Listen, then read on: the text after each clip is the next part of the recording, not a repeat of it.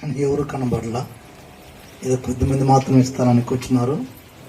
మంచి మీటింగ్లు పెట్టినప్పుడు వాక్య సందేశాన్ని మీ సంఘంలోనే మీరు స్థిరపడి ఉండండి. కానీ దైవజనులు వచ్చినప్పుడు మనం ఏకమై ఐకమత్యంతో కలిసి ప్రార్థించుండొచ్చు, ప్రార్థన చేయాలి. మొన్నటితో పెద్ద మీటింగ్ జరిగింది దేవనపేట చిత్తూరు ప్రాంతంలో. లేకపోతే మన ప్రజలు వచ్చి ఉంటే ఇక్కడి నుంచి చివరి వరకు సరిపోయి ఉంటారు. ఒక 500 మంది వచ్చి ఇక్కడ దించుంటాం. మనమందరూ ఏ సంఘాలకు వెళ్ళినా ఒక స్థలంలో కూడి ఆరాధించినప్పుడు అక్కడుండే ప్రజలు విడుదల పొందుతారు. శాప కట్ల నుండి, రోగాల నుండి, అసమాధానం నుండి, ప్రతి విధమైన కీడుల నుండి వారు విడిపించబడతారు. అందుకే క్రైస్తవులకు ఐక్యత చాలా అవసరము. మరి ఈరోజు మీ మధ్యలో ఒక చిన్న మాట నుంచి 9 ముగించమని చెప్పినారు. రేపటి దినంలో కూడా మనకు వర్తమానం ఉంది కనుక మరి ఈరోజు మనము ఒక సందేశం వినబోతున్నాము. అదేమిటంటే శ్రేష్టమైన బలి. ఏం చెప్పినాను?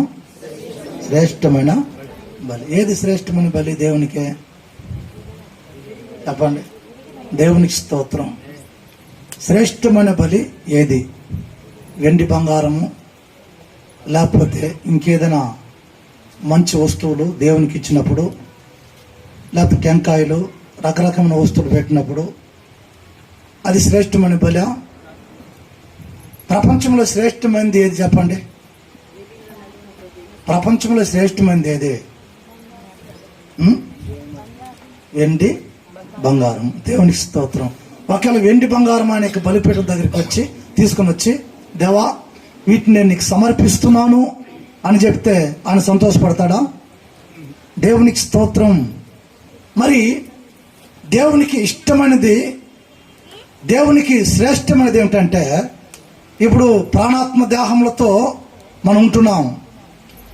నరుని సృజించి నాసిక రంధ్రములో శ్వాసము ఊది మరి నరుడు జీవుడైనాడు. ప్రాణాత్మ శరీరం యొక్క కలయిక ఒక మనిషి. దీంట్లో శ్రేష్టమైనది ఏది?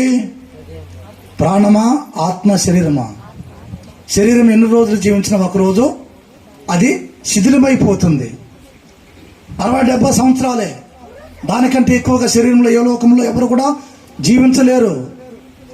కానీ ప్రాణము కూడా ఆత్మతో వెళ్ళిపోతుంది. శాశ్వతంగా నిరంతరము జీవించేది, దేవునితో జీవించేది ఏది? ఆత్మ. కాబట్టి దేవునికి శ్రేష్టమైనది, దేవునికి విలువైనది మన యొక్క హృదయాన్ని దేవునికి సమర్పించి, ఇదిగో నా దేవా, నా జీవితం ఆపాదమస్తకం, పాత పాట ఉంది కదా ఒకటే, ఆపాదమస్తకం నీకే అంకితం అని చెప్పి సమర్పించి విరిగిన కలిగిన మనసుతో దేవునికి ప్రార్థించినప్పుడు అది దేవునికి ఇష్టమైన బలట. అందుకే దావీదు ఒకసారి ప్రార్థించను, దేవా విరిగిన నలిగిన మనసే నీకు ఇష్టమైన బలి. ఎందుకు ఆయనకి ఇష్టమైన బలి విరిగిన నలిగిన మనసు? మనల్ని విరచడము దేవునికి ఇష్టమా? మనల్ని నలగొట్టడము దేవునికి ఇష్టమా?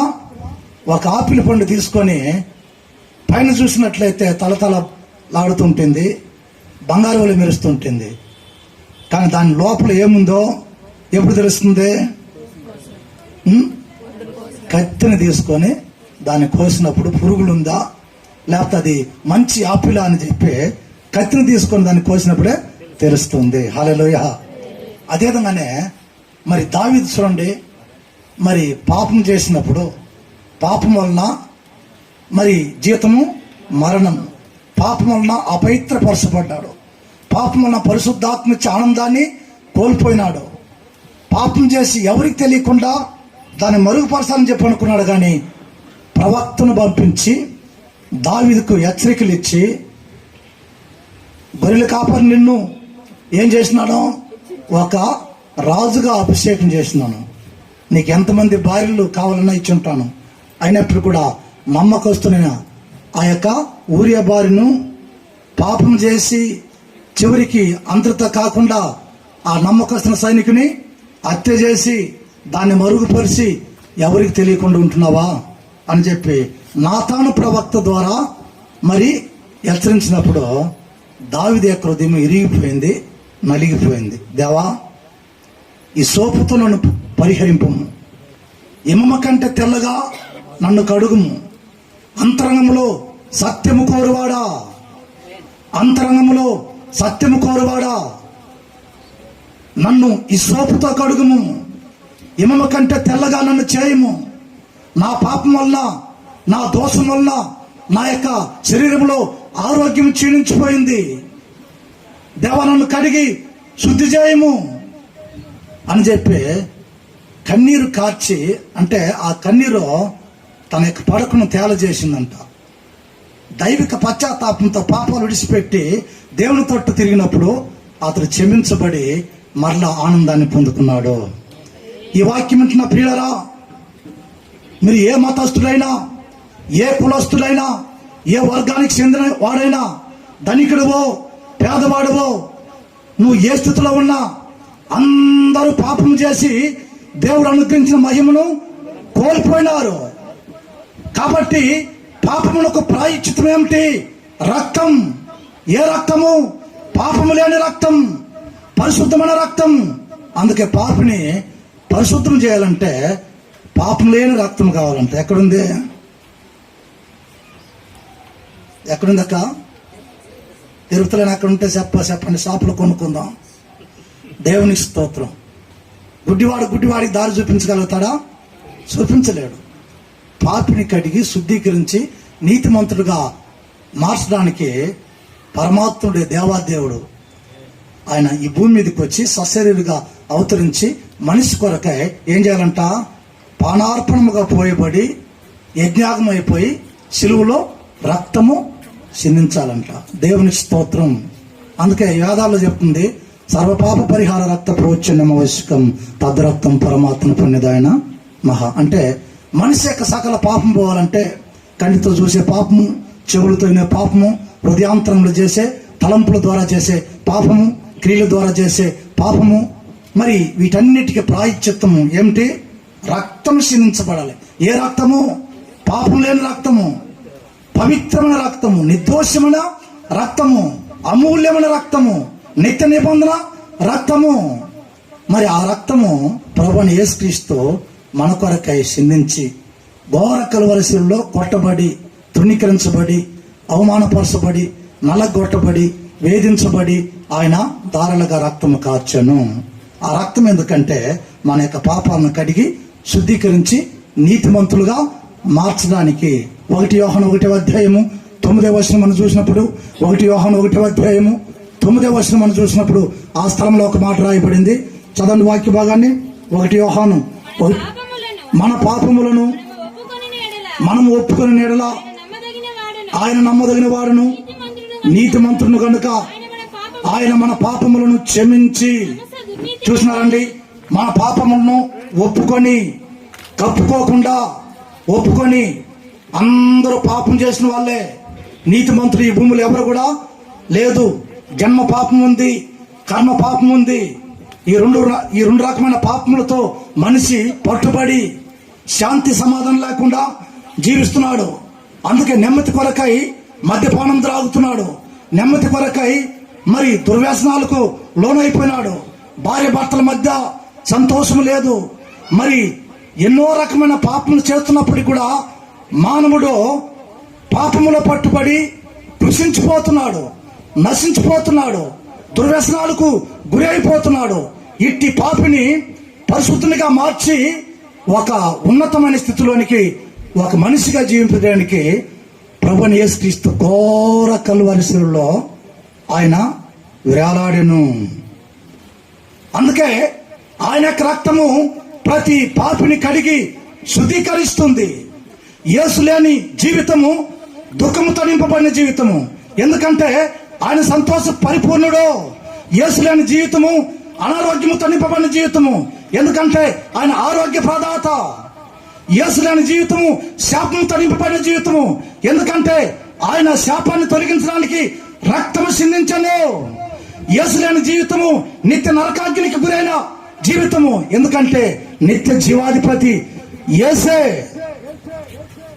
ఆయన యొక్క రక్తమును విశ్వసించినట్లయితే యేసు రక్తము ప్రతి పాపము నుండి, ప్రతి దుర్నీతి నుండి, అవినీతి నుండి, అక్రమ జీవితాల నుండి విడిపించి శాంతికరముగా నెమ్మదిగా జీవింపజేస్తుంది యేసు రక్తము. ఆయన ఎంత ప్రేమ కలిగిన దేవుడు ఒకసారి యత్నించండి. మంచి వాని కొరకై ఒకరు ప్రాణం పెట్టవచ్చు, కానీ చెడిపోయిన మన కొరకు ఏం చేసినాడండి? ప్రాణమే దారపోసినాడు. తల్లి కంటే మించిన ప్రేమ కలిగిన దేవుడు కదా, బంధుమిత్రుల కంటే మించిన ప్రేమ కలిగిన దేవుడు కదా, స్నేహితుల కంటే ప్రేమ కలిగిన దేవుడు కదా. అనేక మంది యవనస్తులు మరి ఇంకొక స్త్రీని ప్రేమించినప్పుడు నేను వివాహం చేసుకుంటానని చెప్పి కొద్ది రోజులు వాళ్ళు సావాసం కలిగి ఉన్నప్పుడు ఉన్న పార్ట్నర్ మరి ఆ యొక్క స్త్రీ ఏం చెప్తుంది? నేను నిన్ను వివాహం చేసుకోను అని చెప్పిన వెంటనే ఇంకెందుకు ఈ బ్రతుకని చెప్పి ఏం చేస్తారండి? ఆత్మహత్య చేసుకొని చనిపోతారు. కానీ యేసుని ప్రేమ అటువంటిది కాదు. వ్యాధుల్లో ఉన్నా, బాధల్లో ఉన్నా, కన్నీటిలో ఉన్నా, దుఃఖములో ఉన్నా, దుర్వ్యసనాలకు గురైనా, అందరూ చేయి విడిచిపెట్టినా, బంధువులు నీకు దూరమైన, మరి నిన్ను అవమానపరిచినా, గాయపరిచినా, నువ్వు కృంగిపోయే పరిస్థితుల్లో ఉన్నప్పటికీ కూడా యేసుని యొక్క ప్రేమ ఒక్క క్షణము కూడా నిన్ను ఎడబాయకుండా ఆదరించే ప్రేమ. యేసుని ప్రేమించినట్లయితే దేవుడు నీకు నిత్య జీవాన్ని అనుగ్రహిస్తాడు. యేసుని ప్రేమించినట్లయితే నిన్ను ఆస్తికర్తగా చేస్తాడు. యేసుని ప్రేమించినట్లయితే నీకు సమాధానం కలుగుతుంది. ఆయన అంత గొప్ప మహనీయుడు, జాలి కలిగిన దేవుడు, కరుణ వాత్సల్యత కలిగిన దేవుడు. ఆయన సన్నిధానంలో సంపూర్ణమైన సంతోషం కలదు. మన కొరకై బలి అయినాడు. అదే శ్రేష్టమైన బలి. ఆ బలియాగం ద్వారా నీ పాపాలను కడిగి దైవరాజ్యంలో చేర్చాలని చెప్పి దేవుని యొక్క సంకల్పం. అందుకే పాపి కొరకై పాపం లేని దేవుడు కావాలంట. కామ క్రోధ మదమచ్చరములు చంపుకొని పవిత్రంగా నిర్దోషంగా జీవించిన మహాప్రభు యేసుక్రీస్తు ఎట్టివాడు. ఎబ్రిల్ రాసిన పత్రిక 7వ అధ్యాయము 26వ వచనం మనం చూసినప్పుడు ఎబ్రి కర్త పౌలు గారు అక్కడ రాస్తూ ఎబ్రిల్కి రాసిన పత్రిక 7వ అధ్యాయము 26వ వచనం చదువు. పవిత్రుడును, చూసినండి, పవిత్రుడును నిర్దోషియు అంటే దోషం లేనివాడని చెప్పి అర్థము. దోషం లేనివాడు యేసుక్రీస్తు. తర్వాత పాపుల్లో చేరక దేవునికి స్తోత్రం. అడవి వృక్షముల్లో యాపిల్ చెట్టు ఉంచినట్లయితే ఎట్టుంటుందే చెప్పండి అక్క? అడవి వృక్షముల్లో యాపిల్ చెట్టు ఉంచినట్లయితే ముళ్ళు పొదలు ఎట్టుంటుంది? ప్రత్యేకంగా ఉంటుంది, ప్రత్యేకంగా కనబడుతుంది. కాబట్టి యేసుక్రీస్తు ఎటువంటి వాడంటే నిర్దోషి, అంటే దోషం లేనివాడు, పవిత్రుడు, పాపం లేనివాడు. తర్వాత నిష్కల్మషుడు, హృదయంలో కపటం లేనివాడు, అందరిని నిస్వార్థముగా ప్రేమించేవాడు, కుళ్ళు కపటం లేనివాడు. ఆయన యొక్క ప్రేమలో అసూయ లేదు, పగ లేదు, ఈర్ష్య లేదు, ద్వేషం లేదు. ఒక పవిత్రమైన హృదయం కలిగిన, నిర్మలమైన హృదయం కలిగిన దేవుడు యేసుక్రీస్తు. అందుకే అట్టి ప్రధాన యాజకుడు, అట్టి మహా పరిశుద్ధుడు మన పాపం నిమిత్తము రక్తము కార్చడానికి సరిపోయే దేవుడు అత. కోడెల మేకల రక్తం ద్వారా మనిషి యొక్క పాపం పోదు, కానీ మరి పవిత్రమైన యేసుక్రీస్తు యొక్క రక్తం ద్వారానే మనకు పాపాలు కడిగి శుద్ధీకరించబడుతుంది. అందుకే యేసుక్రీస్తు యొక్క రక్తము పవిత్రమైనది. ఆయన పరిశుద్ధుడు, ఆయన మాటలు పరిశుద్ధమైనది, ఆయన యొక్క వాక్యము పరిశుద్ధమైనది, ఆయన యొక్క ధ్యానము పరిశుద్ధమైనది, ఆయన యొక్క చూపు పరిశుద్ధమైనది, ఆయన యొక్క జీవిత నడత పరిశుద్ధమైనది, ఆయన యొక్క కృప పరిశుద్ధమైనది, ఆయన పరలోకము పరిశుద్ధమైనది, ఆయన యొక్క బలిపీఠము పరిశుద్ధమైనది, ఆయన యొక్క దేవదూతలు పరిశుద్ధమైన వారు, ఆయన యొక్క సింహాసనము పరిశుద్ధమైనది, ఆయన యొక్క ప్రజలు పరిశుద్ధమైన వారు. ఎటు పరీక్షించినా యేసులో పాపము కనుగొనలేము. పాపం ఎరుగనని మహాపరిశుద్ధుడు, మరణం జయించిన ఏకైక దేవుడు, పాపుల చేరక ప్రత్యేకముగా ఉన్నవాడు. ఇట్టి ప్రధాన యాజకుడు, ఇట్టి దేవాదేవుని మనం ఆరాధించినట్లయితే ఎంత మనశ్శాంతి దొరుకుతుంది, మనకు ఎంత నెమ్మది దొరుకుతుంది. అందుకే శ్రేష్టమైన బలియాగముగా ప్రభుని యేసుక్రీస్తు అందరి కొరకై బలి అయిపోయినాడు. ఒక మతం కొరకో, ఒక వర్గం కొరకో, ఒక కులం కొరకో, లేకపోతే ఇండియా దేశం కొరకో ఆయన బలి అవ్వలేదు. యేసుక్రీస్తు అందరికి ప్రభు.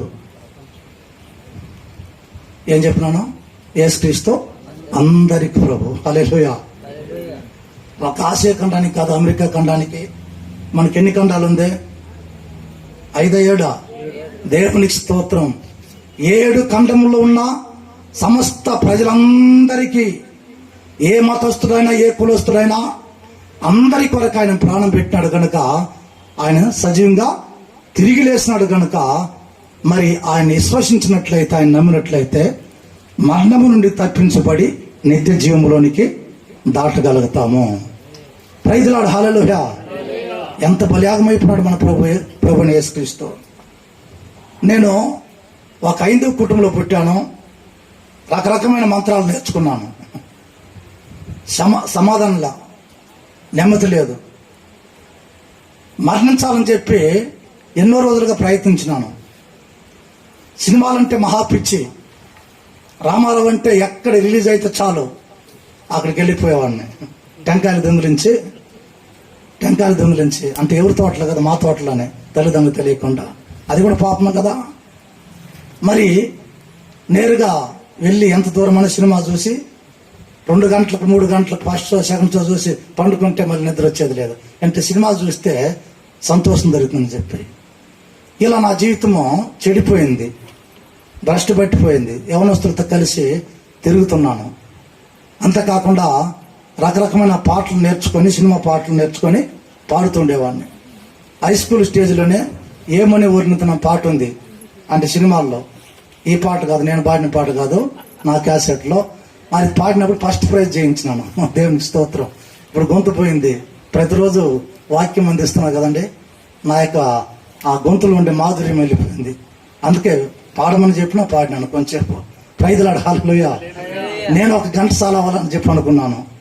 కారువెట్టినారు కోనేటి దగ్గరికి వెళ్ళి గొంతు కాడికి నీళ్లను దడుపుకొని, ఎందుకంటే ఘంటసాల చరిత్ర అన్నా కదా, ఆయన గొంతు కాడికి నీళ్లు దడుపుకొని పాడేవాడు. గొంతు బాగా వచ్చింది. నేను కూడా అవ్వాలని చెప్పి అనుకున్నాను. అయినా కూడా ఎంతగా పాడినా నెమ్మది దొరకలేదు. ఒకసారి కొబ్బరి చెట్టు ఎక్కినాను. ఎందుకంటే ఈ భూమిలో ఉండకూడదు, నేనుంటే తల్లిదండ్రులకు ప్రయోజనం లేదు, సమాజానికి ప్రయోజనం లేదు, నా వల్ల ఎంతో మంది బాధపడుతున్నారు అని చెప్పి ఈ భూమిని విడిచి వెళ్ళిపోవాలని చెప్పి కొబ్బరి చెట్టు ఎక్కి ఇంక అక్కడి నుంచి పడిపోవాలని చెప్పి అనుకున్నాను. కానీ తల్లి గర్భంలో ఏర్పాటు చేస్తున్నాడు ప్రభు. మరి అక్కడి నుంచి పడిపోవడానికి సిద్ధంగా ఉంటున్నాను. ఒక స్వరం పడింది.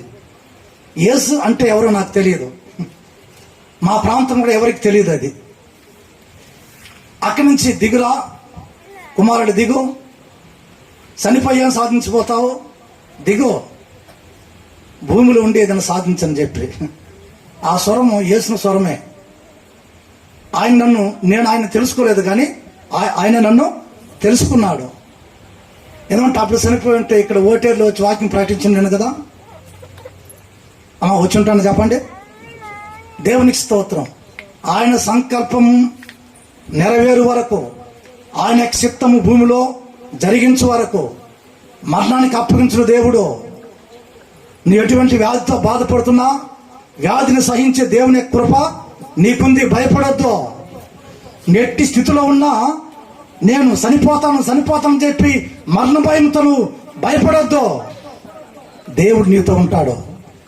వ్యాధి కావచ్చు, శ్రమలు కావచ్చు, బాధలు కావచ్చు, మరణమే కావచ్చు, దైవ చిత్తం ఈ భూమిలో నెరవేర్చే వరకు మరి నీ తల నుండి ఒక తలంటు కూడా కింద రాలదు. బహు ధైర్యంగా దేవుని సేవించండి.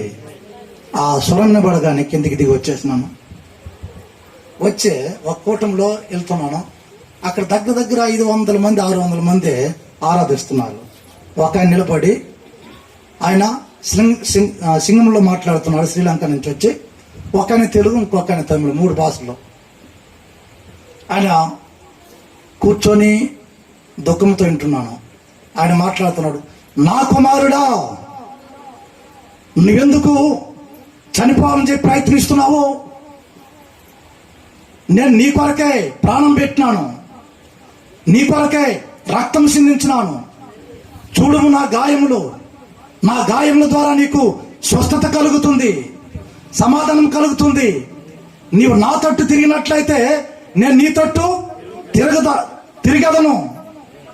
మరి నీ పాపములను క్షమించి నీ గాయములను కట్టి నీకు సంతోషం ఇస్తాను.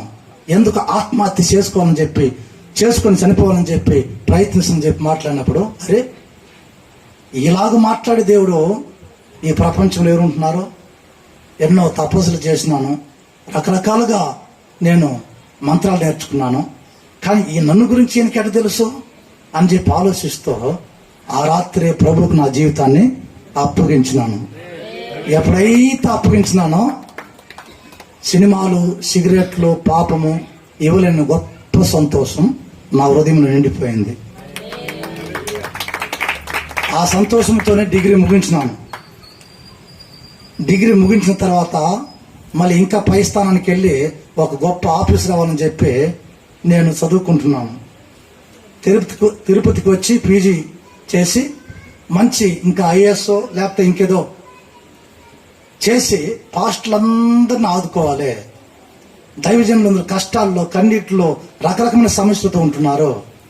కాబట్టి నా సగం జీవితము దేవునికి అప్పగించాలని చెప్పి ప్రయత్నిస్తున్నప్పటికీ ప్రభు నాతో మాట్లాడినాడు, దీనులకు స్వార్థమానం ప్రకటించడానికి నేను నిన్ను అభిషేకించున్నాను. ఉద్యోగానికి అవసరం లేదు, నువ్వు నన్ను వెంబడించు. ప్రైజ్ లార్డ్, హల్లెలూయా. ఆ రోజు ప్రభుని వెంబడించినాను. నా స్టోరీ చాలా ఉంది, టైం లేదు కనుక ఇంతవరకు ఆ సంతోష పరిపూర్ణమైన యేసుని గురించి ప్రకటిస్తున్నాను. ప్రకటించబడిన మాటలు అనేక మంది వింటున్నారు, ఎన్నో కుటుంబాలు బాగుపడింది. ఈ మొట్టమొదటి సువార్త సేవకు వచ్చినప్పుడు ఒక స్థలంలో నా జీవిత సాక్ష్యాన్ని పంచుకున్నప్పుడు ఒక్క రోజున 27 మంది బాప్తిస్మం పొందుతున్నారు. దాంట్లో ఒక వ్యక్తి తన వదిన గారిని ఎవరో మోసం చేస్తున్నారు, అక్రమ సంబంధాలు ఉంటామని చెప్పి ఈ రోజుతో ఈ యొక్క వ్యక్తిని తల నరికేయాలని చెప్పి కత్తి తీసి పెట్టుకున్నాడు. అప్పుడు నేను ఆ పూట దేవుని యొక్క న్యాయ తీర్పుని గురించి మాట్లాడాను, మరి పాపం వలన వచ్చు జీతాన్ని గురించి మాట్లాడాను. కత్తి అక్కడ పడేసి ప్రభుని యేసుక్రీస్తు నమ్ముకొని ఈరోజు సేవ చేస్తున్నాడు. ఎంత మంచి దేవుడు ఆయన. ప్రైజ్ లార్డ్, హల్లెలూయా. కాబట్టి శ్రేష్టమైన బలిని మన కొరకై ప్రభుని యేసుక్రీస్తు మన కొరకై బలి అయిపోయినాడు, మన కొరకై రక్తం సిందించినాడు, మన కొరకై ప్రాణత్యాగం చేసినాడు. ఈ మాటలు వింటున్న ప్రియులారా, యేసు రక్తము ప్రతి పాపములను కడిగి శుద్ధీకరిస్తుంది. శ్రేష్టమైన బలి ఏది చెప్పండి? ఒకసారి ఇద్దరు దేవుని యొక్క మందిరానికి, దేవుని యొక్క సన్నిధానానికి బలిపీఠం దగ్గరికి వచ్చినారు. ఒక ఆయన శ్రేష్టమైన బలిని దేవునికి అర్పించినట్ట. ఏప్రిల్ రాసిన పత్రిక 11వ అధ్యాయం 4వ వచనం చదవండి. ఏప్రిల్ రాసిన పత్రిక, విశ్వాసం బట్టి ఏబేలు కయ్యూను కంటే శ్రేష్టమైన బలి దేవునికి అర్పించను. దేవుడు అతని అర్పణలు గురించి సాక్ష్యం ఇచ్చినప్పుడు అతడు ఆ విశ్వాసం బట్టి నీతిమంతుడని దేవునికి స్తోత్రం. చేతుల పైకి ఎత్తారో చెప్తాము. మరి హేబేలు ఏం చేసినాడు? దేవుని యొక్క సన్నిధిలోనికి వచ్చే తన యొక్క మందలో ఒక క్రొవిని వాటిని తీసుకుని వచ్చి బలిగా అర్పించను. ఆ దేవునికి ఇంపైనదిగా ఉండింది, దాన్ని అంగీకరించను. తన యొక్క సహోదరుడు అన్న ఏం చేసినాడో తనకు పండిన పంటలో ప్రథమ ఫలం తీసుకుని వచ్చి దేవునికి అర్పించను. దేవుడు దాన్ని అంగీకరించలేదు. కారణం ఏమిటి? దేవునికి పక్షపాతం ఉందా? లేకపోతే దేవుడు ఒకరిని ప్రేమించి ఒకరిని ద్వేషిస్తాడా? దేవుడు అందరినీ ప్రేమిస్తాడు. ఎంత ఘోరమైన పాపినైనా కూడా ఆయన ప్రేమిస్తాడు. ఎంత నిర్బంధమైన పాపినైనా కూడా ఆయన పరిశుద్ధునిగా మార్చగలుగుతాడు. మరి అందరి ప్రార్థన ఆలకిస్తాడు కదా. మరి ఎందుకు కయ్యను యొక్క అర్పణను అంగీకరించలేదు? ఆదామవ్వల పాపంలో పడిపోయినప్పుడు దేవుడే దిగి వచ్చి వారి యొక్క దిగంబరతను కప్పడానికి ఒక గొర్రె పిల్లను వధించి ఆ రక్తం భూమిలో చిందించి మరి గొర్రెపు ఆ చర్మంతో చొక్కాయిలు కుట్టి వారికి తొడిగించను. దేవునికి స్తోత్రం. దీన్ని బట్టి మనం చూసినట్లయితే రక్తం ద్వారానే పాపమునకు పరిహారం దొరుకుతుందని చెప్పి ఆదమవులకు బోధించినప్పుడు ఆదమవులు ఎవరికి బోధించినారో? కయ్యూనుకు బోధించుంటాడు, ఏబేలు కూడా బోధించుంటాడు. కానీ కయ్యూను దైవ చిత్తమును త్రోసిపుచ్చినాడు. కయ్యూను తల్లిదండ్రుల యొక్క ఆలోచనలు త్రోసిపుచ్చినాడు. దేవునికి రక్తమే సిందించాలనా?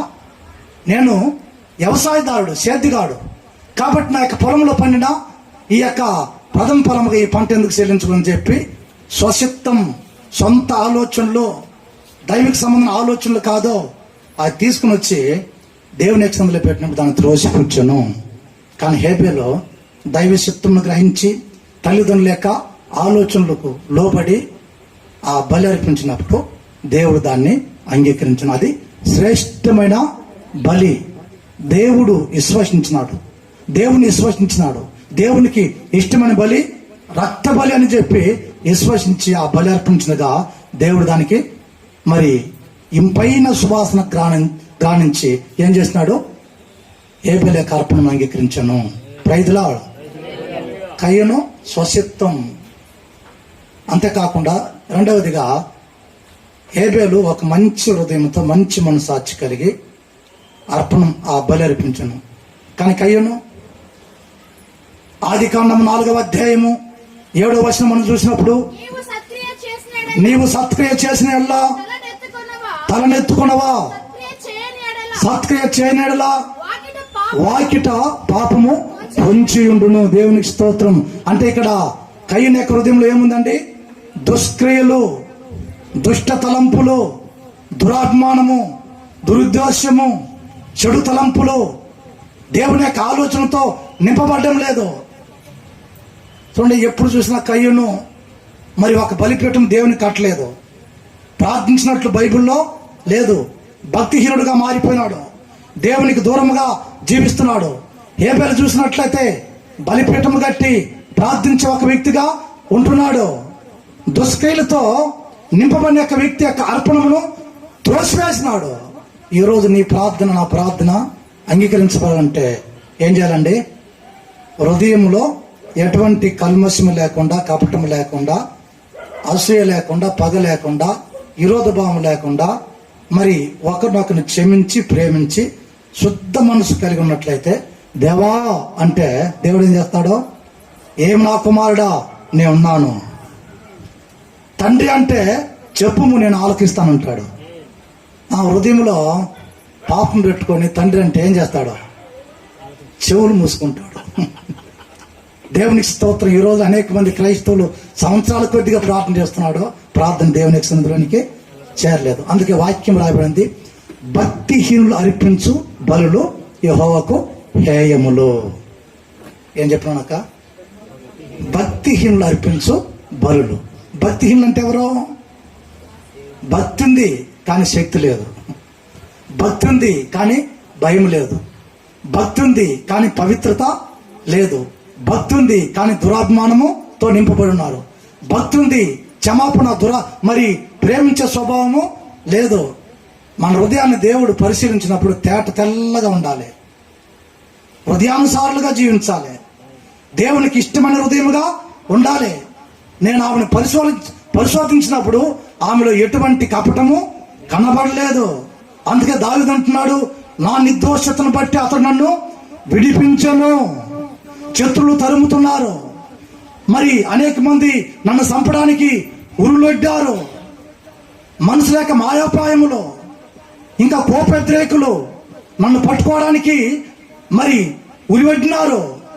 అయినప్పుడు కూడా దేవుడు నా నిర్దోషత్వను బట్టి నన్ను శత్రు బారి నుండి తప్పించను.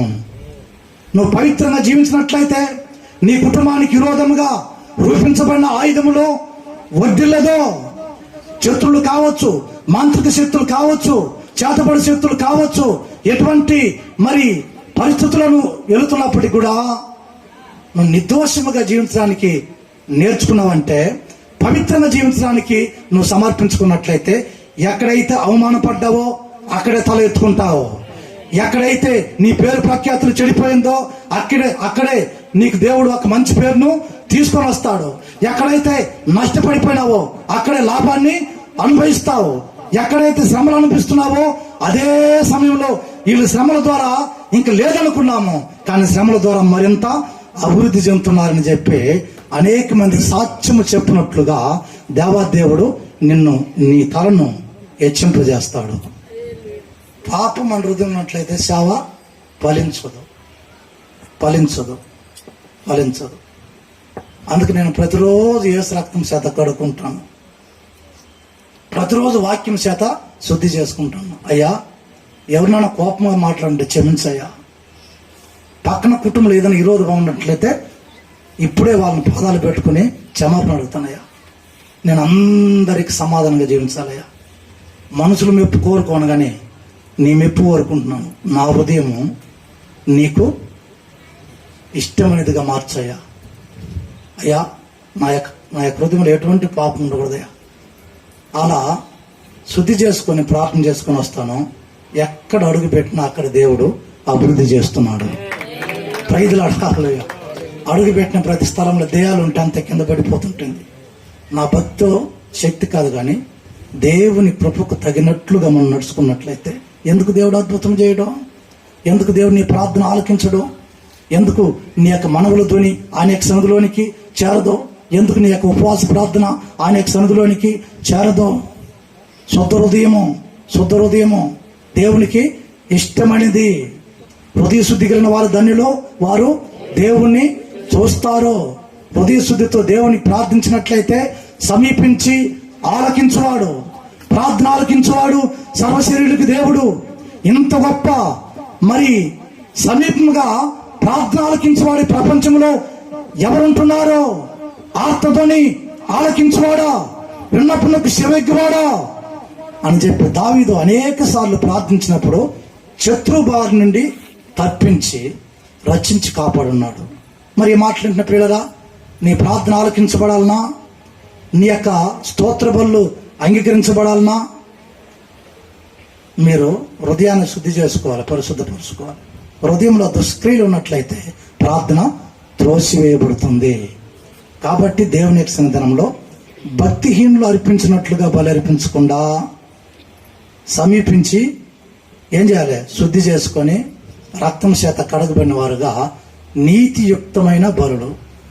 భక్తిహీనులు అంటే భక్తి ఉంది కానీ ఏం లేదు, పవిత్రత లేదు. భక్తి ఎందు హీన దశకు చేరిన వారు.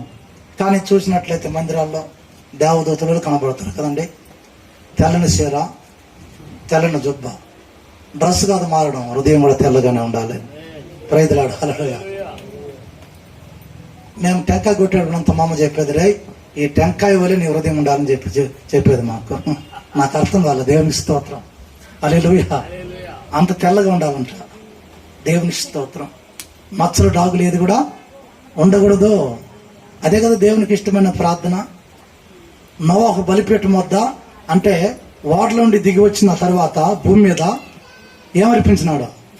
బలిపీఠం సరిచేసి పవిత్రమైన పవిత్రమైన పశువులను వధించెను. అపవిత్రమైనది ఏదైనా వధించినాడా? కదా. అపవిత్రమైనది ఏది కూడా లేదు. పవిత్రమైనది దేవునికి బలి అర్పించినప్పుడు ప్రభు ఏం చేసినాడు? ఇంపైన సువాసనగా అగ్రానించి ఏం చేసినాడో? నోవాహును దీవించను. ఎంతమంది దీవించబడాలి అక్క? ఎంతమంది దీవించబడాలక? మరి మీ ప్రార్థన ఇంపైన సువాసన కానిక సన్నిధిలోనికి చేరవలను. దుర్వాసన కొడుతుంటే ఇక్కడ ఎవరు ఉండరు కదండి. ఈదులు ఒక్కొక్క చచ్చిపోయి అంటే ఎవరైనా ఉంటారు ఇక్కడ? మరి మనిషికి అంత పవిత్రత ఉంది కదా. శుద్ధమైన హృదయంతో దేవునికి ప్రార్థన చేయాలి కదా. దేవునికి స్తోత్రం. కాబట్టి దేవా, భక్తిహీనులు అర్పించినట్టు నేను బలి అర్పించకూడదు. వాళ్ళ పెదవులతో నిన్ను గణపరుస్తున్నారు, వాళ్ళ యొక్క హృదయం నీకు దూరంగా ఉంది. బిడ్డ, నువ్వు ఎంత దూరంలో ఉంటున్నావో, యవనస్తుడా, ఏ పాపంలో పట్టుబడి దేవునికి ప్రార్థిస్తున్నావో, పాపంలో ఉంటున్నావో, మరి ఉద్యోగం అడుగుతున్నావు, సినిమాలు సీరియల్ చూస్తున్నావు, దేవా నన్ను దీవించమని చెప్పి అడుగుతున్నావు. తల్లిదండ్రులు తెలియకుండా రహస్యంగా సెల్ ఫోన్లో రకరకమైన బొమ్మలు పెట్టుకుంటున్నావు. దేవుణ్ణి నీ ప్రార్థన ఎట్ట ఆలకిస్తాడు? ఆయన మహా పరిశుద్ధుడు. నీ ప్రార్థన విజ్ఞాపనతోని యాచనలు విన్నపములు దేవుని యొక్క సన్నిధిలో చేరాలంటే భక్తిహీనుడుగా కాకుండా భక్తిపరుడుగా మార్చబడాలి, నీతిపరుడుగా మార్చబడాలి, దేవుని హృదయానుసారుడుగా మార్చబడాలి. అప్పుడు దేవుడు అది శ్రేష్టమైన బలిగా అంగీకరించి ఆగ్రహించి నన్ను దీవిస్తాడు. Praise Lord. శ్రేష్టమైనది ఏదే? మనం ఏదైతే ఎక్కువగా ప్రేమిస్తామో అది బలిపీఠం దగ్గరికి తేవాలి. కొంతమందికి డబ్బులు అంటే ఇష్టము కదండి, డబ్బులు అంతే ఎంత మిక్కటముగా ప్రేమిస్తారు. ఒక వాక్యం జాగ్రత్తగానండి, అటు ఇటు తిరగవద్దండి. ఒకసారి ప్రియులరా, మరి అబ్రహాంకు లేక లేక ఒక కుమారుని అనుకుంది. ఎన్ని సంవత్సరాలు? ఇంచుమించు 100 సంవత్సరాల్లో లేక లేక కుమారుని ఇచ్చినప్పుడు ఎంత ప్రేమతో చూసుకుంటాడు తండ్రి, తల్లిదండ్రులు. నిక్కటముగా ప్రేమిస్తున్న అబ్రహాం ఎవరిని? ఇస్సాకును. ఉన్నట్లుండి ప్రత్యక్షమై ఏమని మాట్లాడు అబ్రహాంతో? ఆదికాండం 22వ అధ్యాయము అబ్రహాముని పిలువగా అతడు చిత్తము ప్రభు చిత్తం అనెను. చెప్పండి ప్రభు అంటున్నాడు. ఎవరో? అబ్రహాము. అప్పుడు ఆయన నీకు ఒక్కడైన కుమారుని అనగా నీవు ప్రేమించిన ఇస్సాకును తీసుకొని మోరియా దేశమునకు వెళ్ళి అక్కడ నేను నీతో చెప్పబో పర్వతముల్లో ఒకదాని మీద దహన బలిగా అర్పించమని చెప్పాను. అవును, దేవుడు అతనితో మాట్లాడినప్పుడు ఏం చేసినాడు? లేక 100 సంవత్సరాలు ఇచ్చి ఈ బిడ్డను బలియము అంటున్నాడు. నిజంగా ఇతను ప్రేమ కలిగిన దేవుడా? నా మీద ఎంత, మరి నా మీద నన్ను ప్రేమిస్తున్నాడా అని చెప్పి సనుగుతూ ఫిర్యాదు చేస్తూ మరి ఇస్సాకుని తీసుకుని వచ్చినాడా? సంతోషంగా, నా కుమారుని కంటే నా దేవుడు నాకు శ్రేష్టమైన వాడు, నా కుమారుని ప్రేమ కంటే నా దేవుని ప్రేమ విలువైంది అని చెప్పి చిన్నవాడిని తీసుకొని గాడిద గంత కట్టి కట్లు తీసుకొని అగ్గి తీసుకొని పని మనుషులు తీసుకొని ప్రాతకాలమున మోరియా పర్వతం దగ్గరికి వచ్చి, పని మనుషులారా మీరు ఇక్కడ ఆగండి, నేను నా కుమారుడు ఎక్కడికి వెళ్తాం? పర్వతం మీదకి ఎక్కి యెహోవా దేవునికి బలర్పించి మరలా తిరిగి వస్తానని చెప్పి విశ్వాసముతో చెప్పినారు. దేవునికి స్తోత్రం. ఇస్సాకు అడుగుతున్నాడు, తండ్రి అగ్గి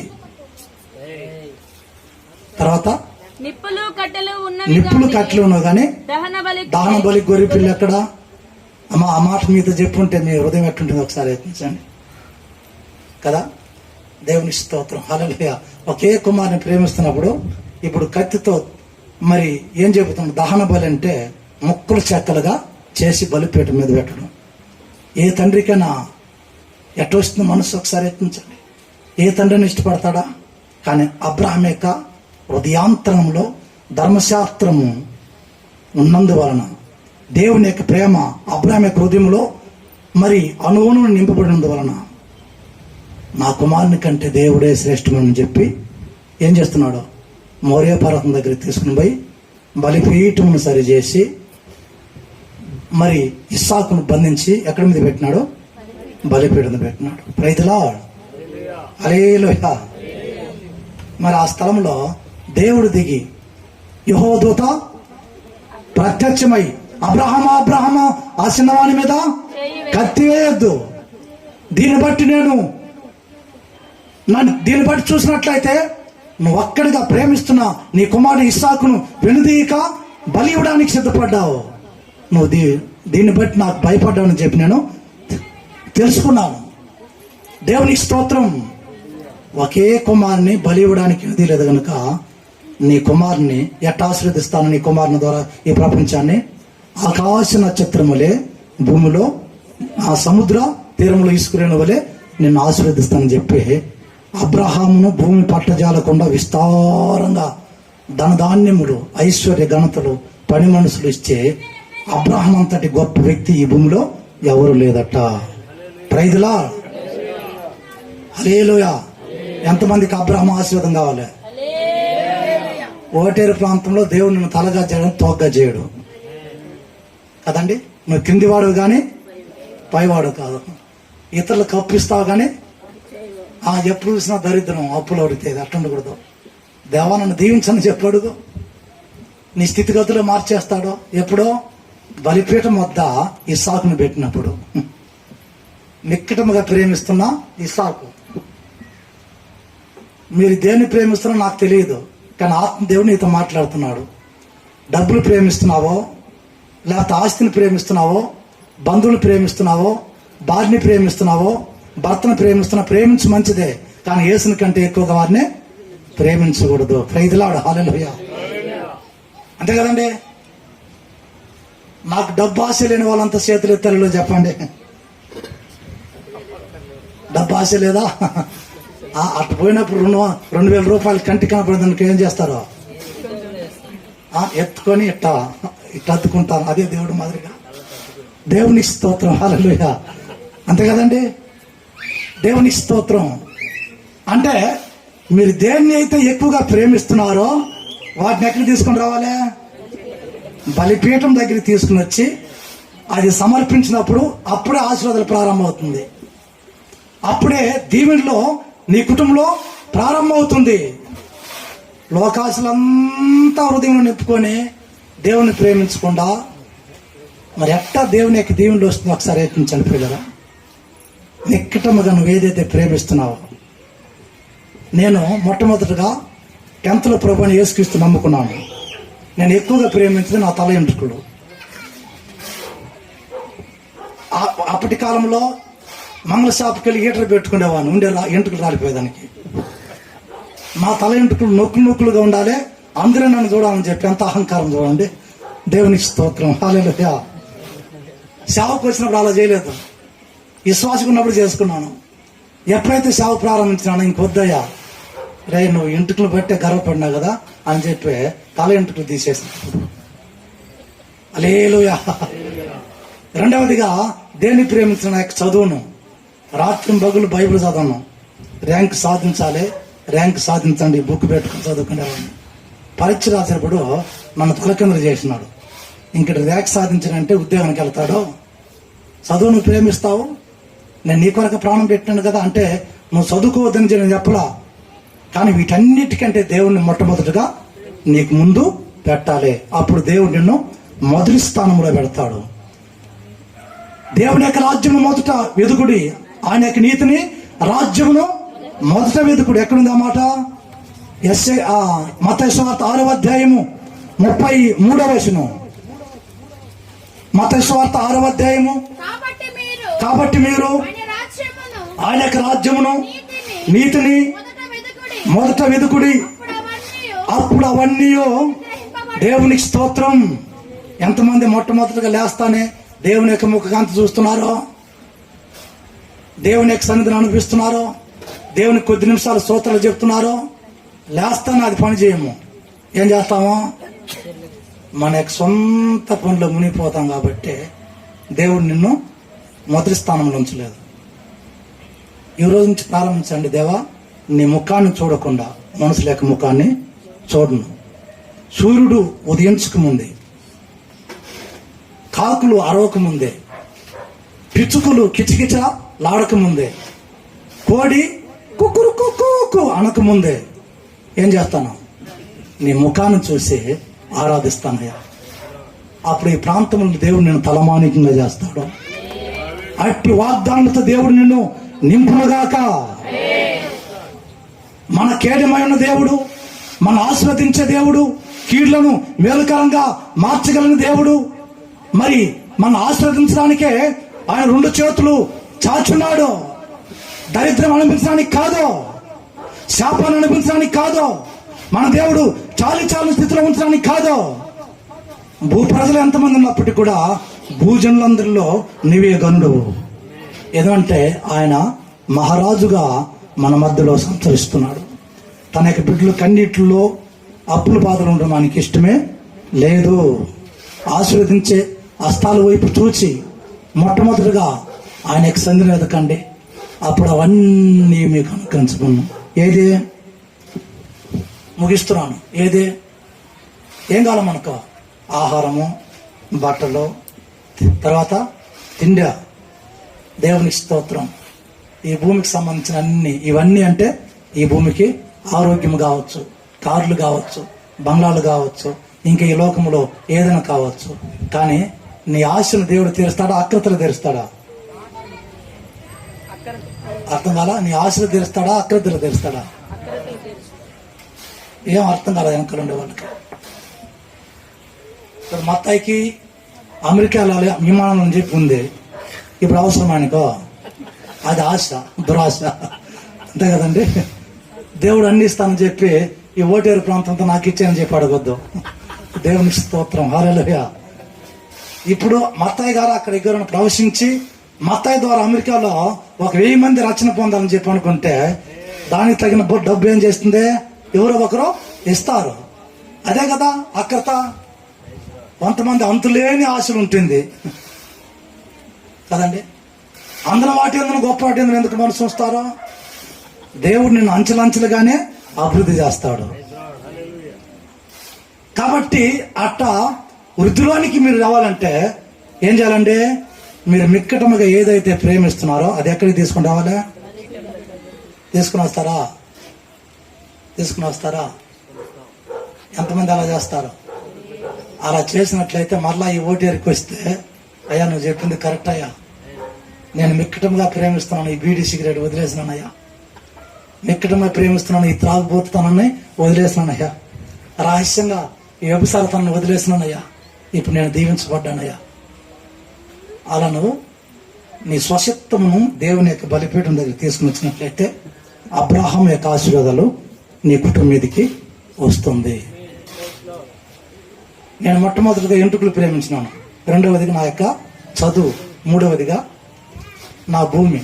సేవకు వచ్చినప్పుడు 320 మామిడి చెట్లు పెట్టినాను, పెట్టి నీళ్లు పోసినాం, దాన్ని బ్రతికిందే 5 చెట్లు. దేవా, ఈ భూమిని వచ్చిన పంట తీసుకొని సేవ చేయాలని చెప్పి అనుకుంటే అన్ని చెట్లు చనిపోయింది కదంటే అన్నాడు, రేపు బుద్ధి లేనివాడా, ఈ మామిడి చెట్ల ద్వారా వచ్చిన ఆదాయాన్ని సేవకు ఉపయోగించబోతావా? నేను సచ్చిన దేవున్నా బ్రతికిన దేవున్నా అని అడిగినాడు నన్ను. ఏ భూమి పైన కానీ, ఏ బంధువుల పైన కానీ, ఏ సంస్థలపై కానీ, ఏ గవర్నమెంట్ జీతం ద్వారా వచ్చే దానిపైన కానీ ఆధారపడకూడదు. నువ్వు ఆధారపడవలసింది నా మీద, నువ్వు ఆనుకోవలసింది నా మీద. నీ కన్నులు ఎల్లప్పుడూ రాత్రింపగల్లో నా వైపు చూసినట్లయితే నీకేది తక్కువ కాదు. అప్పుడు మానేసిన దాన్ని సేవ బహు విస్తారంగా అభివృద్ధి చెందింది. గవర్నమెంట్ జీతాలు వచ్చిన మన వైఎస్ఆర్ రాజశేఖర్ అన్న కూడా, జగన్ అన్న కూడా 5,000 అని. నాకెందుకు 5,000? దాన్ని ఎందుకు ఆశించాలి? నా బిడ్డలు ఇస్తే సార్. దేవుడు ఐశ్వర్యవంతుడు, ఆయన శ్రీమంతుడు, ఆయనకి నిధి ఎప్పుడు తరిగిపోదు. అన్ని నిధులు తరిగిపోవచ్చు, ఇండియన్ బ్యాంకులో డబ్బు అయిపోవచ్చు, స్టేట్ బ్యాంకులో కూడా డబ్బులు అయిపోవచ్చు, కానీ తరగనటువంటి గొప్ప ధననిధి. ఫిలిప్పీ 4:19 వచన ప్రకారం ఆయన యొక్క మహిమైశ్వరు నుండి మన యొక్క ప్రతి అక్రతలు సమృద్ధిగా తీరుస్తాడు. 5 రొట్లు 2 చేపలు 5,000 మందికి తృప్తిగా పెట్టినాడు. అంతే కదండి. కొంతమంది పెండ్లికి పోతే కడుపును కాలుస్తారు సగం పెట్టి, నిజం కదా. ఇప్పుడు సెలవరాజు మేము పిలిచి సగం కడుపు భోజనం అయిపోయిందని చెప్పొచ్చు, కానీ ప్రభు ఏం చేస్తాడో తృప్తికరంగా పెడతాడు అనమాట. అంత గొప్ప దేవుడు, దీవించే దేవుడమ్మా, దీవించే దేవుడు. కాబట్టి నువ్వు ఏదైతే మిక్కటముగా ప్రేమిస్తున్నావో అది ఎక్కడికి తీసుకుని రావాలి? పెడతారా? దేవా, నీకంటే దేనిని కూడా నేను ఎక్కువగా ప్రేమించినయ్యా, నా అణువు నీ ప్రేమ నింపబడి ఉండాలి, నీ తలంపులు నింపబడి ఉండాలి, నీ ఆలోచనలు నింపబడి ఉండాలి, ఆత్మపూర్ణురాలై నిన్ను సేవించాలి. దేవా, ఎడతెగనటువంటి ప్రార్థన జీవితం నాలో ఉండాలి. ఒక మంట కలిగించయ్యా, నేను అనేక మందిని మరణించాలి, ప్రకాశవంతముగా జీవించాలి. లోకాసులు తీసివేయండి తండ్రి, నీ ఆశలతో నన్ను నింపండి. భూమిలో జీవిస్తున్నప్పటికీ కూడా భూ సంబంధం మనిషి కాకుండా పర సంబంధం ఆలోచన కలిగి జీవించినట్లు సహాయం చేయండి. ఈ భూమిలో ఒక గొప్ప కోటీశ్వరుడుగా ఉన్నప్పటికీ కూడా అది శాశ్వతమైనది కాదు. శాశ్వతమైనది పరలోకమే. దిగంబరిగా వచ్చినాను, దిగంబరిగా వెళ్ళిపోతున్నాను. కాబట్టి నేను యాత్రికుడును. నా తలంపులు, ఆశలు, ఊహలు నీ మీదనే అయ్యా, నీ మీద నేను ఆశ పెట్టుకున్నాను. నన్ను సిగ్గుపరచదని చెప్పి నువ్వు ప్రేమించే వాటిని బలిపీఠం దగ్గర తీసుకుని వచ్చినట్లయితే నిశ్చయముగా దేవుడు నిన్ను ఆశీర్వదిస్తాడు. ఎందుకు అబ్రాహాం ఇస్సాకుని అడగాలే? ఏంటి బంగారము, ఆస్తి అంతస్తులు, పశువుల మందలు, గొర్రెల మందలు అంటే దేవునికి తెలుసు అబ్రాహాము ఏదైనా ఇచ్చేస్తానని చెప్పి. కానీ ఇస్సాకుని ఎందుకు అడగలే చెప్పండి అక్క? అంతేనా? ఇస్సాక్ అంటే ఆత్మీయ అర్థం. ఇంకొక అర్థం ఏంటంటే మరి నవ్వు అది వేరే. ఇస్సాకు అంటే అక్కడ దేని చూస్తుంటే స్వచిత్తము. అంటే అబ్రహమా, నీ చిత్త ప్రకారం కాదు, నా చిత్త ప్రకారమే జరిగించు. అంటే చాలా మంది ఈ భూమిలో స్వచిత్తమే చేస్తుంటారు కదా. చిత్తం అంటే ఏమమ్మా చెప్పండి? దేవుణ్ణి అడిగి అడిగి అడిగి చేయాలి. చెప్పండి. దేవుణ్ణి అడిగి అడిగి. దేవుని అడుగుతున్నారా? మీరు వెళ్తున్నారా? దేవా మంచి అమ్మాయిని చూడడానికి వెళ్తున్నాం, సహాయం చేయని అడగవద్దు. ఈ అమ్మాయి నీ చిత్తమా? ఈ వ్యాపారము నీ చిత్తమా? ఈ పశువును పట్టడము నీ చిత్తమా? ఈ కోర్సు చదవడము నీ చిత్తమా? అడిగితే ఏం చేస్తాడు? ఆయన యొక్క చిత్తమును బయలుపరుస్తాడు. నేను ఎక్కడ సంఘాన్ని ప్రారంభించిన చాలా మంది ఇక్కడ వచ్చి దీన్ని స్వాధీనం చేసుకొని ఇది నువ్వు జరిపించాలి. దైవ ఆలోచన లేకుండా ఎక్కడ అడుగు పెట్టను. విస్తారంగా ఇది రాస్తాను, అది నాకెందుకు? నేను ఎన్నో ఎకరాల భూమి విడిచిపెట్టి వచ్చినాను. నీ శ్వాసలు ఎందుకు నాకు? అయ్యా మా వల్ల కాలేదు అని చెప్పినప్పుడు బాధ్యత వహించి మీరు అక్కడ నడిపించండి, నేను సపోర్ట్గా నిలుస్తాను. ప్రైదులాడు. దైవ చిత్తం లేకుండా ఏ కార్యము జరగకూడదు. కాబట్టి నీ స్వచిత్తమును, నీ సొంత నిర్ణయాలు, సొంత తలంపులు మానుకొని, అంతే కదండి, దేవా నీ చిత్తమే జరిగించమని చెప్పి బలిపీఠం దగ్గరికి వచ్చి నీ స్వచిత్తంను బలిపీఠం ద్వారా కాల్చబడినట్లయితే అప్పుడు దేవుని చిత్తాన్ని నెరవేరుస్తావు. ఒక మాట చదివి మనం ప్రార్థన చేసుకున్న 40 సంకీర్తన 8వ వచనము, కీర్తన గ్రంథము 40వ అధ్యాయము. నా దేవా నీ చిత్తము నెరవేర్చుట నాకు సంతోషము. దేవునికి స్తోత్రం. చేతులు పైకెత్తల్లో చెప్దాము. నీ చిత్తము నెరవేర్చుట నాకు సంతోషం. ఎంతమంది దైవ చిత్తం నెరవేర్చడానికి అంటే ప్రభువుని యేసుక్రీస్తుని గురించి ప్రవచనం రీతిగా ఉన్నప్పటికీ కూడా ప్రియులారా, మరి ఇతనికి ఏది సంతోషం అంట? దైవ చిత్తం నెరవేర్చితే నాకు సంతోషం. ఎంతమంది దేవుని చిత్తాన్ని సంతోషం చేస్తారో? బాప్తిసం పొందడము దైవ చిత్తం, పరిశుద్ధంగా జీవించడము దైవ చిత్తం కదండి. మరి ప్రార్థించడము దైవ చిత్తం. దైవ చిత్తం నెరవేర్చకుండా మనుషులకు భయపడి బాప్తిసం పొందకపోతే నువ్వు దైవ చిత్తం నెరవేర్చలేదు కాబట్టి నీకేం దొరకదు? నిత్య రాజ్యము దొరకదు. దైవ చిత్తం నెరవేర్చడానికి సంతోషంగా ఉండాలి. ఆ దైవ చిత్తం నెరవేర్చినట్లయితే నా దేవా అని చెప్పే హక్కు నీకుంటుంది. అంతే కదండి. ఆ చదవండి, ఆ మాట ముగిద్దాము. 40 కీర్తన 8వ వచనమ్మా. నా దేవా. ఎంతమంది ఇలా మాట్లాడతారో? నా దేవా అంటే యూదా యేసు ప్రభుని దేనిగా ఉంచుకున్నాడు? బోధకునిగా ఉంచుకున్నాడు కదండి. కొంతమంది యేసుక్రీస్తును చిన్న బాలునిగా ఎంచుతున్నారు. ఇంకా కొంతమంది యేసుక్రీస్తును ఇతరుల దేవుడు, అది అమెరికాకి దేవుడు.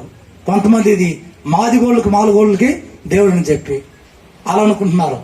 ఇంకా కొంతమంది యేసుక్రీస్తును గురువుగా తలంచుకుంటున్నారు కదండి. యేసుక్రీస్తు అద్భుతాలు చేస్తా, అంతవరకు వాళ్ళకి తెలుసు. మరి యేసుక్రీస్తు రక్షకుడు, పాప క్షమాపణను గెలుచువాడు. నా దేవా అని చెప్పి నువ్వు ఆయన సొంతం చేసుకోవాలి. ఆయన నువ్వు సొంతం చేసుకున్నట్లయితే గొప్ప కాపుదల ఉంటుంది. ఇంకా మీకు బాగా అర్థం కావాలంటే, ఒక బిడ్డ తల్లిని చేతులు పట్టుకుంటే నడిచిపోతుంటారు. బిడ్డ చేతులు తల్లి పట్టుకోవడం మంచిదా, తల్లి చేతులు బిడ్డ పట్టుకోవడం మంచిదా?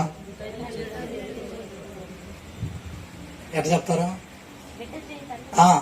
ఇప్పుడు బిడ్డ నుంచి ఆ బిడ్డ తల్లి చేతిని పట్టుకున్నది అనుకోండి, ఏమవుతుంది? ఎప్పుడైనా వదిలేసి పడిపోవచ్చు, డేంజర్. అదే తల్లి బిడ్డ చేతిని పట్టుకుంటే పొరపాటున మొదలదు, తన ప్రాణం పోయిన బిడ్డను కాపాడుతుంది. అదే తల్లి వంటి మనసు కలిగిన దేవుడు, నా దేవా, నా దేవా, నా తండ్రివి, నా ప్రాణప్రియుడు, నీవే నాకు ఆధారం అని చెప్పి గట్టిగా పట్టుకున్నావు అనుకోండి, తల్లి వలె నిన్ను చేయి పట్టి నడిపించువాడు. ఆయన ఇడువుడు ఎడబాయడు, నిన్ను ఆదరించువాడు, ఓదార్చువాడు. కాబట్టి తండ్రి చిత్తం చేయడంలో ఎంత గొప్ప కాపుదల ఉంటుందో ఒకసారి యత్నించండి. ఆ కాపుదల మహోన్నతుని చాటున నివసించువాడే సర్వశక్తి నీడును విశ్రమించువాడు. ఆ కాపుదల మొట్టమొదటిగా మనకు విశ్రాంతి, ప్రాణములకు విశ్రాంతి, హృదయంలో నెమ్మది స్థాపించబడుతుంది. ఎందుకు విశ్రాంతి లేదు క్రైస్తులుగా మారి కూడా? ఆ మహోన్నతుని యొక్క కాపుదల్లో లేదు. ఆయనకి పాదపీఠం వద్ద కూర్చొని నేర్చుకోవడం లేదు. క్రీస్తు కలిగిన మనసు లేదు. అందుకే కుటుంబంలో గొడవలో, భార్య భర్తల మధ్య గొడవలో క్రైస్తులే. ఎవరు మారుతారమ్మా? ఎవరు మారుతారు? మనం జాగడం వేసుకుంటూ ఉంటే యేసువులే మారండి. చాలా మంది ప్రయాసపడి భారం మోసుకున్న సమస్తమైన జనులారా నా యొద్దకు రండి, ఏమి ఇస్తాను? చీరలు ఇస్తానన్నాడా? భోజనం ఇస్తానని చెప్పినాడా? ఒక పూట భోజనం పెడతానని చెప్పినాడా? ప్రాణములకు విశ్రాంతి లేకుండా మూలుగుతున్నావు, దాన్ని నీ యొక్క హృదయంలో విశ్రాంతిని స్థాపిస్తాను. సరే, వచ్చినావు, బాప్తిసం పొందుకున్నావు, యేసు రక్తం చేత కడగబడ్డావు, మరి ఎందుకు విశ్రాంతి లేదు? నువ్వు క్రైస్తులుగా మారి బైబిల్ చేతిలో ఉంది, తెల్లసీర కట్టుకున్నావు, పెద్ద బైబిల్ పట్టుకున్నావు, పెద్ద ముసుగు వేసుకున్నావు, మీసాలు తీసేసినావు, ఎందుకు విశ్రాంతి లేదు? ఏమత్తయ్య గారు, గమనుండా, ఎందుకు విశ్రాంతి లేదు? మత్తయి సువార్త 11:28 వచనంతో ఆగిపోవద్దు. కింద ఉంది, ఏముంది? ఎటువంటి వాడంట? నేను సాత్వికుడును. ఎటువంటి వాడంట ఆయన? సాత్వికుడు అనే మాటకు అర్థం అంటే సహించగలిగిన మనసు కలిగిన వాడు. అవమానంలో వచ్చినా, నిందలు వచ్చినా సహించాలి, ఉమ్మేసినా తుడుచుకోవాలి, భర్త కొట్టినా కొట్టయ్యా అని చెప్పాలి. చెప్తారా? మీరు కొడతారా? తిట్టినా ఏం చేయాలి? చెవిటి వాళ్ళకి అయిపోవాలి. తిట్టినా ఏం చేయాలండి? చెవిటి వాళ్ళకి అయిపోవాలి. ఒక క్లాస్ ఉండేవాడు, నేను చిన్నప్పుడు ఉండేవాడు. ఆయన ఆ యొక్క విశ్వాస గృహానికి రేషన్ కార్డు తీసుకుని పోయి తీసుకొచ్చేటప్పుడు ఒక ఆయన చెడిబుడిగా తిడుతున్నాడు. ఆయన ఎటు చూస్తున్నాడు, తిట్టే వాళ్ళ పక్క చూడలేదు, ఎటు చూస్తున్నాడు చెవిటివాడిగా. తిట్టినాడు గట్టిగా కేకలు వేసినాడు. ఆయన నిలిపోయినాడు. ఒక ఆయన వచ్చినాడు, నిన్నే తిట్టిందయ్యా, వినపడలే శివుడు నీకన్నాడు. నన్ను తిట్టినాడు, ఎవరు తిట్టినాడు? దేవునికి స్తోత్రం. దాన్ని ఎందుకు వినాలే? మనమైతే కోడి మీద సాకునో, బిడ్డ మీద సాకునో, వాళ్ళ మీద దవడం వేసి ఏం చేస్తాం? ఒక్క మాట సహించలేము, ఒక్క అవమానము సహించలేము. మరి ఎక్కడ విశ్రాంతి అండి? ఉమ్మేసినా గమనం ఉండాలి. అదే సాత్వికమైన మనసు. అప్పుడు మీ ప్రాణములకు విశ్రాంతి దొరుకుతుంది. అది దేవుని కాపుదల కదా. ఎంతమందికి నెమ్మది కావాలి? రండి, పాపాలు కడిగేసుకోండి, ఆయన పాత్ర సన్నిధిలో కూర్చొని నేర్చుకో, పవిత్రతను నేర్చుకో, వినయమును నేర్చుకో, తగ్గింపును నేర్చుకో, సాత్వికమును నేర్చుకో, ప్రార్థన నేర్చుకో, పెద్దలను ఎట్ట గౌరవించాలనో నేర్చుకో, తల్లిదండ్రులకు ఎట్ట విధేయత చూపించాలనో నేర్చుకో, సమాజంలో నీ కుటుంబం ఎట్ట జీవించాలనో నేర్చుకో.